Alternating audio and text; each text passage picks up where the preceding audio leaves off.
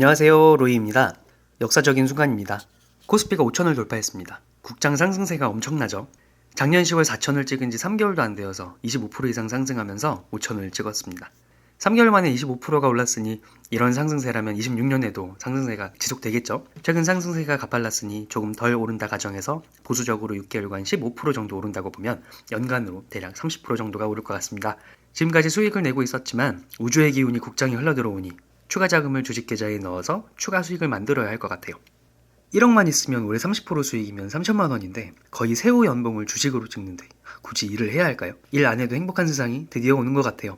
이렇게 행복한 순간 저는 오늘 약간 다른 이야기를 해보려고 합니다. 절대 백미러를 보고 투자하시면 안 됩니다. 백미러를 보고 투자한다는 것은 과거 실적을 바탕으로 미래를 예측하려는 것을 의미합니다. 과거에 잘했으니 앞으로도 잘할 것이라는 생각인데요. 일시적으로는 맞을 수 있지만 길게 봤을 때는 맞지 않는 경우도 많이 발생합니다. 최근에 있었던 경험들을 말씀드려 볼게요. 운동을 마치고 순댓국밥 한 그릇을 하고 있었는데 옆 테이블에서 두 남성분이 말씀을 나누고 계셨습니다. 한 분께서 최근에 아파트를 매수하셨는데 주식 투자로 난 수익을 통해서 아파트를 매수하셨다고 앞분께 굉장히 자랑스러운 듯이 말씀을 하고 계셨어요. 버스 정류장에서 버스를 기다리는데 모녀 간의 대화가 코스피에 대한 것이었습니다. 오늘도 주식이 많이 올랐다며 코스피가 최근에 4,500을 넘었다던데.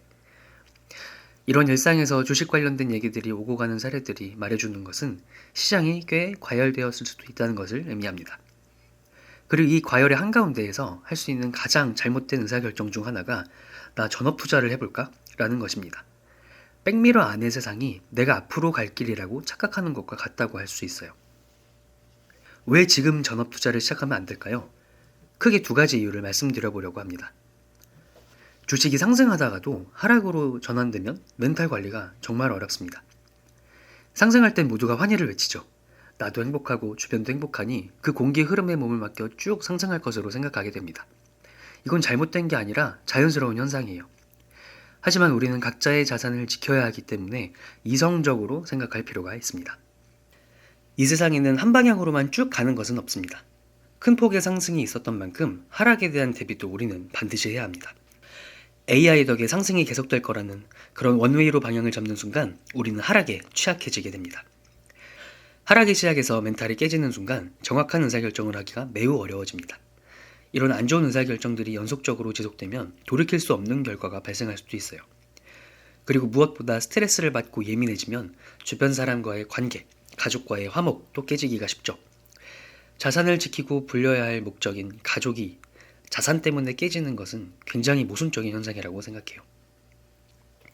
두 번째로는 장기적인 성과 달성 보장이 불투명하기 때문입니다. 일시적으로 시장의 흐름을 타서 수익을 낼 수는 있지만 이게 장기적으로 반복 가능한지는 보장할 수가 없습니다. 누구든지 일시적으로는 수익을 볼 수 있어요. 운과 타이밍이 좀 맞으면 한두 번쯤은 수익을 기록할 수 있죠. 하지만 하락장에서 수익을 모두 반납하고 손실로 전환되는 순간 진실을 마주하게 됩니다. 내가 이 상황에서도 잘할 수 있을까? 라고 말이죠. 상승장에 매수하고 하락장에 매도해서 수익 극대화, 손실 최소화를 할 수 있을 거라는 생각은 사후적으로는 가능해 보이지만 실제로는 갬블링에 가깝습니다. 벤저민 그레이엄의 현명한 투자자에서도 이러한 전략이 실현 가능하지 않다는 것을 과거 시장 데이터를 통해 설명한 바 있죠. 상승장에 돈을 번 것이 앞으로도 돈을 벌 수 있다는 것을 보장해주지 않습니다. 상승장이라고 누구나 돈을 벌 수 있는 것은 아니고 수익을 냈다면 잘한 게 맞지만 하락장에도 충분히 대응하다고 생각되지 않는다면 전업투자에 실패할 가능성이 있다는 것을 말씀드리고 싶습니다. 지금 하는 얘기가 전업을 절대 하지 말라는 얘기도 아니고 상승이 곧 꺾일 거라는 얘기도 아닙니다. 지금부터 전업을 해서 성공적인 투자 여정을 이어갈 수도 있고 향후 2, 3년간 시장 상승이 계속 지속될 수도 있어요. 그 누구도 앞으로 어떻게 될지 알 수 없습니다.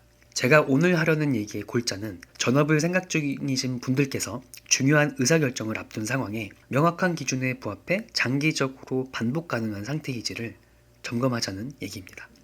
저도 전업 투자자는 아니지만 제 주변 사례나 지금까지 보아왔던 성공적인 전업 투자자분을 기준으로 보면 전업을 시작할 수 있는 공통적인 기준 몇 가지가 있었던 것 같아요. 첫 번째로는 많은 기업 데이터입니다.